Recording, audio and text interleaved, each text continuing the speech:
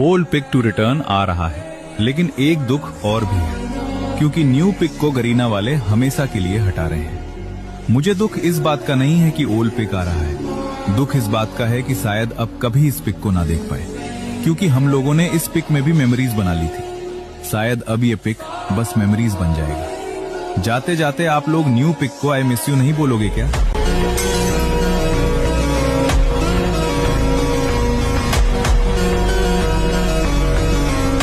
Old peak to return आ रहा है, लेकिन एक दुख और भी है, क्योंकि न्यू पिक को गरीना वाले हमेशा के लिए हटा रहे हैं। मुझे दुख इस बात का नहीं है कि ओल्ड पिक आ रहा है, दुख इस बात का है कि शायद अब कभी इस पिक को ना देख पाए, क्योंकि हम लोगों ने इस पिक में भी मेमोरीज बना ली थी। शायद अब ये पिक बस मेमोरीज बन जाएगा। जाते जाते आप लोग न्यू पिक को आई मिस यू नहीं बोलोगे क्या?